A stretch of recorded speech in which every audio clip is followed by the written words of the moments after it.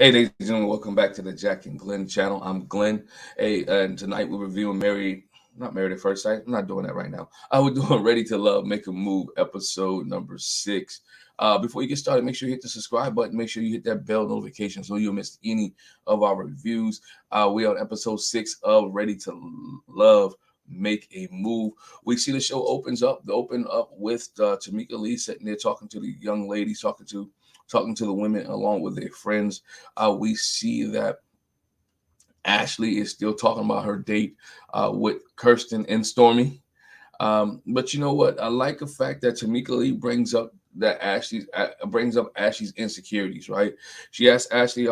She asked Ashley about her insecurities. Like, do you think any of this had to do with your insecurities? Because you're always talking about other women on your date. You're not necessarily just focusing on the guy. And actually talks about, yeah, she does have some insecurities when she came to the house. That's one of the things that she definitely wanted to work on. One of the things that she definitely wanted to try to get better at. And she said she's still working on it, right? And she still has she's still working on it, and she still wants to improve on that. Tamika asked her a question, about do she think Stormy was trying to get with her man? Editing didn't let us see her answer.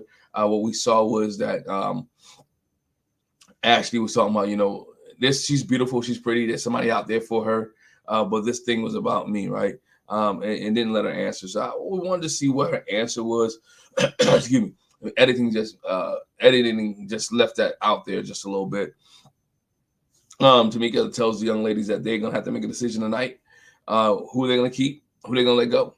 Are they keeping the men that they went on a date with, or are they keeping the guys that they have already established? And so we get here today. We see the young men in the house.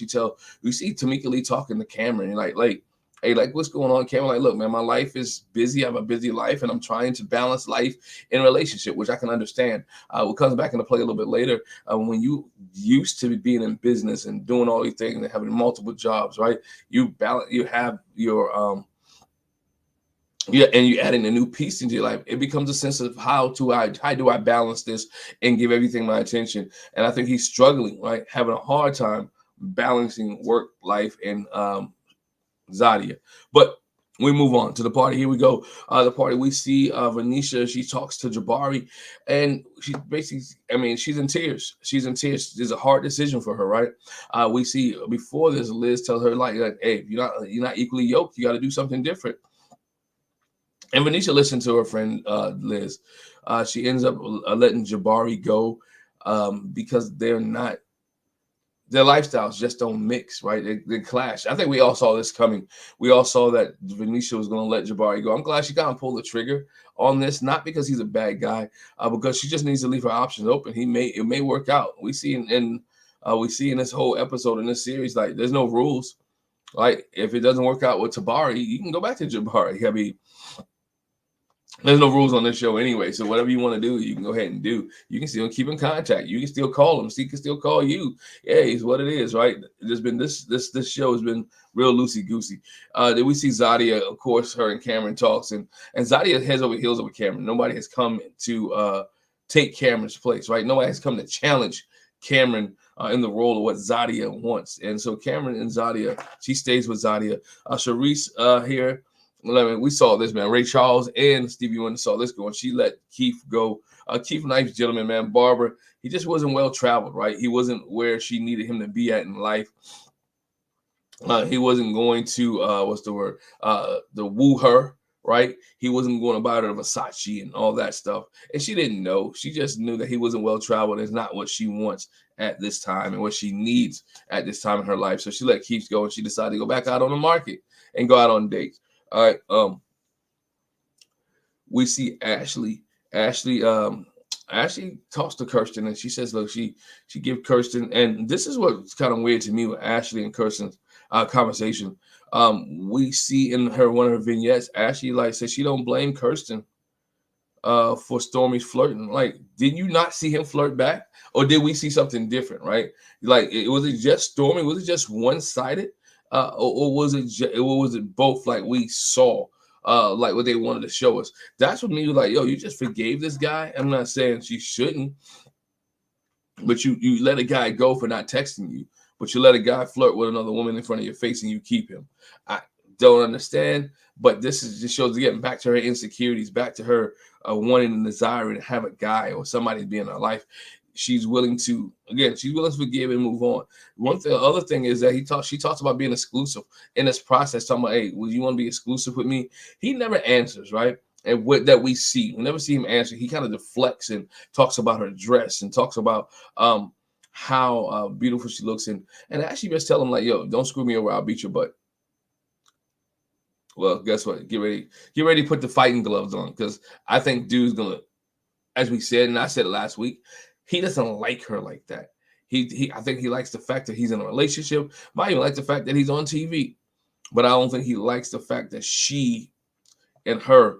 I don't think they're gonna work out. I definitely don't believe that they are going to be in a place where they will work out with each other at all, at all. And so we see him. So she decides to keep Kirsten, and we move on. Right? They have to go out on new dates. They have to go out on new dates. We see Zadia. Zadia goes out a new guy named Darius. Right? Darius is a 31-year-old photographer, and he also works in medical field as well. Right? Sounds familiar, right? Cameron is a photographer, works in the medical field, right? Zadia actually entered into this date, said, look, man, she's looking for somebody who's 6 feet. Basically, again, somebody who can beat Cameron, right? Somebody that can one up Cameron. Is not Darius, right? Darius, good dude, nice looking guy, pleasant, but he's not the guy. She, on this whole date, she's just thinking about Cameron, thinking about how it's a duplicate. She's not into Darius, not at all. Enough said about that. Did we see a guy, Danzy, right? Danzy goes out with Sharice. Danzy's a 44-year-old pharmaceutical rep who's focused on selling drugs that treat rare diseases, right? He treats rare diseases. So, in other words, we know Danzy has a little bit of money, has a little bit of flair. Danzy has what Sharice is like, right? She has a suit coat on, so she enjoys a suit coat. He has some has a little bit of paper, and they have a good dialogue, good conversation. They find out they like to have a lot of things in common, and so they are engaged, and you can see there could be a connection here, right? There could be a connection here. Danzy has to beat Mizelle, right? Mizelle is the one that Sharice kept to get rid of. She got rid of Keith, kept Mizelle, and now Danzy is in the role of playing. Can I take Sharice from him, from Mizelle? We'll see that. We'll talk about Danzy a little bit later, right? Because Danzy turns up at Zadia's birthday party. Then we have Keith who goes out with Keith goes out with Ashley, right? Keith is a 35-year-old high school principal who, tall gentleman locks. They have a great dialogue going back and forth. Then we find out that Keith has not been in a serious relationship in 10 years, right? 10 years. Since he was 25 years old, he's been having situationships, as he called it. Yeah, situationships. Otherwise, he's just been smashing, y'all. He just been having people that he can just sleep with and do whatever he needs to do. There wasn't really relationships. He just had a lot of situationships and getting his man, getting it in, doing it, whatever you want to call it. I actually thought that was weird. That you ain't been in a serious relationship in 10 years. She had my other dude who just got out of a relationship, right? Like, where they getting these guys from? Like, you got a guy who just got out of a relationship 3 or 4 months ago, and you sent her on a date with him. And now you got a guy who hadn't been in a relationship for 10 years, and you sent her out on a date with him. It's like you want Ashley to keep Kirsten, right? It's like you want Ashley to be like. I started like questioning, like, where are you getting some of these guys from? Like, these are walking red flags. Am I right or wrong? Like, when you look at some of the dates they're giving Ashley, like, some of these dudes are walking red flags. Like, come on, Tamika. If you're choosing these people, really, like, y'all didn't do the questionnaire. Y'all didn't really ask these questions. Y'all didn't like, do you want a date? All right, we got somebody for you. Come on. 10 years, it could work. Nah. Then we found my man Cantrell, right? Cantrell is a 39-year-old high school social worker from New Orleans with 2 kids, and is an assistant basketball coach. He's been single as long. He's been single as long. He's been single for a long time, and his mama wanted him to get married, right? He really has a good relationship with his mama, and him and Venetia had a great conversation, right? He compliments her, tell her how beautiful she is. They both love kids, love dealing with kids, working with kids. And he's looking to settle down. He talks about how his mama always asking him like when you getting married, and Venetia was like, her mom was always asking like when you getting a husband. And this has been going. They have great conversation, but my man, and his parents has been married for a long time, and he's seen an example of what a good marriage is. Venetia's parents have been married for over 30 years, her stepdad and her mom. And he's looking at the example. He's looking to find something like that. And he said he won't settle for anything less, right? He's not settling for anything less. That's why he's not been married yet. That's why he doesn't have kids yet. Yeah, he wants something that when he gets married, it can be established. It can be in partake. He sat there and they can be there for 30 plus years. But we find here too that we're going to have a birthday party for Zadia, right? Tamika tells them that they're going to have a birthday party on the rooftop. They have a birthday party on the rooftop, and everybody is gathered. Everybody they can bring the keeper, and they can bring the person they went out on a date with. Again, they can bring the keeper and the person they went on a date with, and drama may happen, drama may not happen, but they can invite this. And Zadia's getting ready. She's happy to have a party. She's away from family. She's away from friends. She's away from home. It's just an opportunity for people to mix and mingle, right? We see Cantrell here at Venetia's birthday party. Zadia's birthday party. And he's kind of socially awkward, right? He's kind of staying real close to Venetia, not mingling, not interacting with everybody else. He's real kind of, I want to say clingy, but he's sitting there. I know it's hot in New Orleans, but he's sweating he's sweating like a brother. He's just sweating hard, right? Just sweating hard. And you see even what's the dude?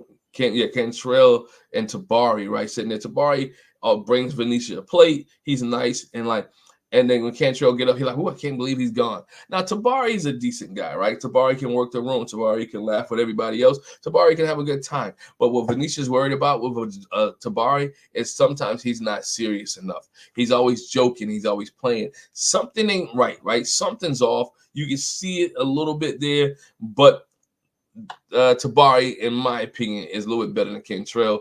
Cantrell is just a little too nervous for what Venetia's lifestyle is. He's more of like again, where you're getting these guys from, he's more of a 9-to-5 type guy, and Venetia's more wants that entrepreneur type person where she can freelance so they can move together. And I don't think that's Cantrell. She didn't pick anybody, just didn't eliminate anybody this show, but we'll see how that moves on. Then we see, of course, we know that Charisse dropped Danzy, told Danzy to go by. So she's with she dropped Keith, and now she's with Danzy. Now, Danzy, good guy, well-traveled, all this pharmaceutical sales, as I mentioned earlier, but he gets at Zadia's party, and that devil water started getting in my man. My man started drinking, getting drunk. I mean, when I get drunk, you can tell, start slurring his words, start asking random questions, start messing with everybody in the room. To the one point, he even touched Sharice. Like, did I tell you to touch me? Oh, my bad. I'm sorry, boo. It's like, dude, you see this on most shows, right? When people get into functions and alcohol start flowing, some people can't handle their liquor. We saw this if you watched our review on the one with Kurt Franklin, we saw one of the gentlemen on there got sloppy drunk, right? And start dealing with both women. Danzy, in this case, got sloppy drunk. And I mean, yeah, he's getting outside. And it made it easy for Mizelle to slide on in and be smooth and suave. And at one point, Charisse and Mizelle was just laughing at Danzy because he was doing too much. He was doing too much here in the party. So Charisse and Mizelle looked like she's going to keep him. Good conversation. Smooth dude. Hey, it gotten pretty solid right now. Still think something off with him as well. Didn't bring up anything else about the service dog. You hear me talk about that. In one of the panels I did, he had a service dog. Find out what's going on with him and this service dog will be a good idea for Charisse to find out what's going on with Mizelle. Then we see Ashley. Ashley's at this date, looking beautiful, looking nice, right? She talks about before how her and Donald has still been conversing, and she asked, like, could she invite Donald last minute to Sharice's birthday party, to Zadia's birthday party? And it's like, yeah, he can come. you know, and she like, I ain't know what I'm gonna be in a situation. I ain't down for no drama. Trust me, it wasn't no drama because during this party, she's looking for my man. She's looking for Kirsten to show up. Ain't get a call, ain't get a text, ain't get no pigeon, ain't get no email, ain't get no DM. Haven't had no kind of conversation with him whatsoever, and he doesn't at this point. He hasn't show. He's a no show. But Donald comes to the room. He scoops Ashley up. He hugs her. He twirls her around. He tells her he misses her. He embraces her, grab her real tight, and he wants to be with her. And she is like, oh my God, giddy, like a high school girl after a football game. She is like happy and dating a star quarterback. She is giddy. She's happy that Donald, again, shouldn't have let him go in the first place, right? Shouldn't have let him go in the first place. This is the dude that you want. He's the only one that showed her all this interest. The only one that's really was in tune. And because he didn't text, or because there was a miscommunication in the text messages, she got a Google, he got an iPhone. It happens sometimes. She let my man go, but she was so happy to see him. Kirsten is not the one, as we told you. I've told you. Many other reviewers have told you this dude, Kirsten, was not there for her. He's there for everybody else, but he's not there for Ashley. But Ashley's not the only one that has some issues with her man not showing up. This party is for Zadia, right? Zadia is looking beautiful in her dress, right? Trying to work the room, and it's kind of feeling some type of way because you see all these other people coupled up, and everybody's coupled up, everybody doing their own thing, and Cameron is nowhere to be seen. Like, where's Cameron at? Is he working? Did he call her, tell her she ain't coming? What's going on? And she's feeling kind of bad. Like, dang, Cameron, I thought we was good. If Cameron does not show up to this party, it left us off on a cliffhanger. We don't know if Cameron shows up or don't. But if he don't show up to this party, she gonna drop him like a hot bag of potatoes. Hot bag of potatoes. Cameron needs to be present. Cameron needs to be up. Kind of making Camille right. Camille asked the question a couple weeks ago, like, yo, can you balance your professional life in a relationship? And we saw earlier with Tamika Lee, he thought he had to balance relationship and personal life. This guy may not be able to balance the relationship in his personal life, in his business. And not even worry about the balance of the communication, the balance of your personal life in the business. The part of the matter is that you didn't even communicate. Communication is key. Hey, I'm going to be late. Sorry, I can't make it tonight. I know it's your birthday party. I'm going to try to do everything I can to get there. I know it's for you. Whatever, right? If it ain't I'm like this. If it ain't the doctor job where you kind of establish all these little side hustles, brother need to be there at the girl's birthday party. You can rearrange the side hustles, right? The full-time gig is the one that's important. So if he ain't doing his pharmaceutical stuff, then he might want to make sure he make his way down to this party if he cares and wants Zadia. But that was it, man. That's how they ended with Cameron not being there, with Kirsten not being there, with Donald and Ashley reconnecting. And it feels so good. Let me know what you thought. Leave a comment in the comment section below. What do you think about this episode of Ready to Love, Make a Move? Did I miss anything? If I did, charge to my head, not to my heart. I'll leave a comment in the comment section below. Ashley's insecurities. Is Kirsten really the right one for Ashley? I don't think so. We already know that Charisse and Muzel Danzy just took himself out of the picture, right? What's funny is Ashley didn't invite my man Keith to the party, right? Keith didn't even come to the party. Keith wasn't even invited. Donald took Keith's spot. She's like, it ain't gonna work for me. I found out you ain't have a relationship in 10 years, bruh. You're gone. Out the door. Didn't even invite him. And how do you feel about Tabari, right? Is Tabari the one for Venetia, or can Contrell not be nervous enough to be with Venetia? There's a lot of questions still need to be answered. And Ready to Love, Making a Move. Do you think Tamika Lee has been doing a great job matching some of these people up? I don't at this point. I think some of the matches have just been, like I said, walking red flags. Some of these matches have been, let's just give somebody a person, right? I would think you see what they're dealing with and see what they've been with for a long time, and you give them something trying to one-up them. Now, their pool may just be limited, right? The pool may be limited. We haven't seen none of the other 25 guys they first started with come back around. They might have been 2 or 3 in that group that they may wanted to pick, but only could pick one. So that's what they should let that come back. But nonetheless, hit the subscribe button, hit the bell notification, leave a comment in the comment section below. Once again, thank you for rocking with me. If you watched all 20-some minutes of this video and you're not subscribed to this channel, hit the button. All right, hit the button. Once again, thank you. Appreciate it. Have a good one. Peace.